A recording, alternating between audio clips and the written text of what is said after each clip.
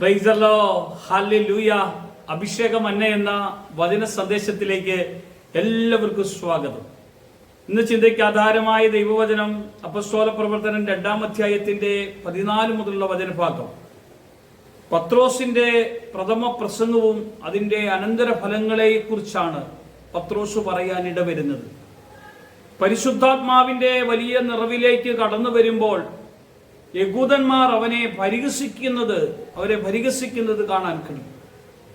ഇത് കണ്ട് പത്രോസ് 11 പേരുടെ നടുവിൽ എഴുന്നേറ്റ് നിന്ന് പറയുന്ന ഒരു കാര്യമുണ്ട്. ഉറക്കെ പറയുകയാണ്, യഹൂദ പുരുഷന്മാരെ, യെരുശലേമിൽ പാർക്കുന്ന എല്ലാവരുമായുള്ളവരെ, ഇത് നിങ്ങൾ അറിഞ്ഞിരിക്കട്ടെ. എൻ്റെ വാക്ക് ശ്രദ്ധിച്ച് കേൾപ്പീൻ. ശ്രദ്ധിച്ച് കേൾക്കാനുള്ള കാര്യമാണ് പത്രോസ് അവരോട് പറയാൻ ഇടവരുന്നത്. നിങ്ങൾ ഊഹിക്കുന്നത് പോലെ ഇവർ ലഹരി പിടിച്ചവരല്ല. ഇത് 9-ാം മണി നേരമല്ലേ ആയിട്ടുള്ളൂ എന്ന് പറഞ്ഞ ശേഷം അന്ത്യകാലത്ത് ജോവേൽ പ്രവാചകന്റെ പുസ്തകത്തിൽ പറയപ്പെട്ടതുപോലെ സകല ജഡത്തിന്റെ മേലും എൻ്റെ ആത്മാവിനെ പകരും എന്ന് തിരുവെഴുത്ത് ഓർമ്മപ്പെടുത്തുമ്പോൾ ഒരു ആത്മപകർച്ചയുടെ അനുഭവത്തിലേക്കാണ് ഈ തിരുവചന ഭാഗത്തെ നമ്മളെ കൂട്ടിക്കൊണ്ടുപോകാൻ ഇടവരുന്നത്. ഒരു ആത്മപകർച്ചയുടെ അനുഭവം ആദിമസഭയിൽ അപ്പസ്തോലനായ പത്രോസും കൂട്ടുകാരും ഒന്നിച്ചു പ്രാർത്ഥിച്ച് അനുഭവിച്ച് ഈ അനുഭവത്തിലേക്ക് നമ്മെ കൂട്ടിക്കൊണ്ടുപോകാനാണ് കർത്താവ് ആഗ്രഹിക്കുന്നത്.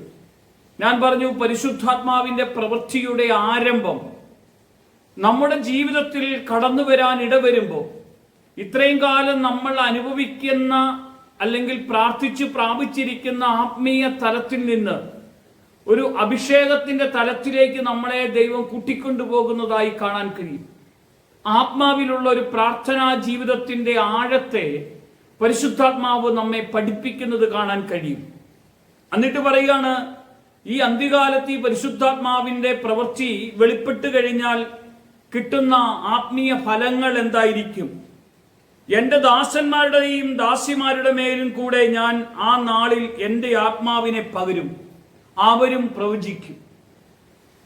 പ്രവാചകന്മാരിലേക്കുള്ള ആത്മീയ പ്രവൃത്തിയെ വെളിപ്പെടുത്തുന്ന അഭിഷേകം ആദിമസഭയിൽ അപ്പസ്തോലന്മാരുടെ പ്രാർത്ഥനയിലൂടെ അവർക്ക് അന്ന് പ്രാപിക്കാൻ കഴിഞ്ഞെങ്കിൽ ഇന്ന് കാത്തിരുന്ന് പ്രാർത്ഥിക്കുന്ന ഒരു കൂട്ടത്തെ ഇന്ന് കർത്താവ് വിളിച്ച് ഉണർത്തുകയാണ്. നിങ്ങൾ ഒന്നിച്ചൊന്ന് പ്രാർത്ഥിച്ചാൽ പ്രവാചക ദൂതുകൾ വെളിപ്പെടുത്തുന്ന വിധത്തിലുള്ള ആത്മീയ അഭിഷേകം നമ്മുടെ ഹൃദയത്തിന്റെ അകത്തേക്ക് ദൈവം പകർന്നു തരുന്നത് നമുക്ക് കാണാൻ കഴിയും. വീണ്ടും താഴോട്ട് പോകുമ്പോൾ, ഞാൻ മീതെ ആകാശത്തിൽ അത്ഭുതങ്ങളും താഴെ ഭൂമിയിൽ അടയാളങ്ങളും കാണിക്കും.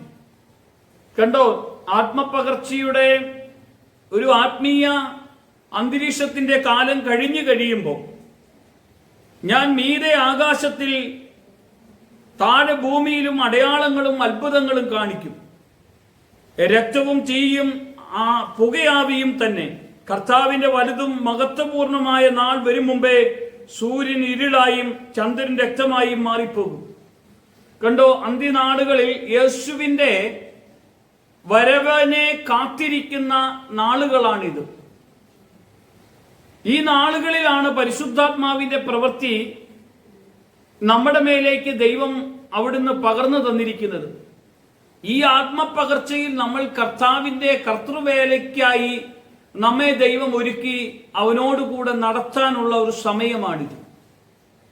ഈ സമയം കഴിഞ്ഞ ശേഷം ഇവിടെ വലിയൊരു പീഡനത്തിന്റെ കാലഘട്ടത്തിലേക്ക് വരാനുള്ള സാധ്യതകളെ കുറിച്ച് ആകാശത്തിൽ അത്ഭുതങ്ങളും ഭൂമിയിൽ അടയാളങ്ങളും കാണിക്കും. രക്തവും തീയും പുകയാവിയും തന്നെ. കർത്താവിന്റെ വലുതും മഹത്വപൂർണമായ നാൾ വരും മുമ്പേ സൂര്യൻ ഇരുളായും ചന്ദ്രൻ രക്തമായും മാറിപ്പോകും. എന്നാൽ കർത്താവിന്റെ നാമം വിളിച്ചപേക്ഷിക്കുന്ന ഏവനും രക്ഷിക്കപ്പെടുമെന്ന് ദൈവം അരുളി ചെയ്യുന്നു. ഇവിടെ ഭൂമിയിൽ അടയാളങ്ങളും ആകാശത്തിൽ അത്ഭുതങ്ങളൊക്കെ കാണാൻ ഇടവന്നാലും കർത്താവിൽ വിശ്വസിക്കുന്നവർ രക്ഷിക്കപ്പെടും. വിശ്വസിക്കുന്നവരെ പരിപാലിക്കുന്ന ഒരു കർത്താവ് ഏത് പ്രതിസന്ധിയുടെ നടുവിലും ഏത് പ്രതികൂലങ്ങളുടെ നടുവിലും നമ്മോട് കൂടെയുണ്ടെന്നുള്ള ഉറപ്പാണ് നമുക്ക് തരുന്നത്. ഇന്ന് പ്രിയമുള്ളവരെ, ആത്മനിറവിലേക്ക് നമ്മെ കൂട്ടിക്കൊണ്ടുവന്ന കർത്താവ് നമ്മോട് പറയാണ് ഈ വചനം. ഒരു ആത്മനിറവിൽ ദൈവത്തിന്റെ വചനം ലോകത്തെമ്പാടും എത്തിക്കാൻ വേണ്ടി വിളിക്കപ്പെട്ട നമ്മോട് പറയുകയാണ്, നിങ്ങൾ ഒരുങ്ങി പ്രാർത്ഥിച്ച് വരാനിരിക്കുന്ന കർത്താവിന്റെ വരവും കാത്ത് മണവാട്ടിയെ ചേർക്കുവാൻ മണവാളനായ യേശു വാനമേഘത്തിൽ മധ്യാകാശത്തിൽ കടന്നു വന്ന് ക്രിസ്തുവിനോടുകൂടെ നമ്മൾ എടുക്കപ്പെടാനുള്ള ഒരുക്കം. ഈ ഒരുക്കത്തിന് മുന്നോടിയായിട്ടാണ് ദൈവവചനം നമ്മളെ ഓർമ്മപ്പെടുത്തുന്ന ആത്മാവിന്റെ നിറവിലേക്ക് വരണം. ഒരു നിമിഷം നമുക്ക് പ്രാർത്ഥിക്കാം. കർത്താവേ, ഈ ആത്മനിറവിലേക്ക് ഞങ്ങളെ ഇന്ന് കൂട്ടിക്കൊണ്ടുപോകത്തക്ക വിധം അവിടുത്തെ ശക്തിയും കൃപയും അങ്ങ് പകർന്നു തരണം. അങ്ങയുടെ അഭിഷേകം കൊണ്ട് ഞങ്ങളെ നിറയ്ക്കണം. യേശുവിന്റെ നാമത്തിൽ തന്നെ ആമേൻ.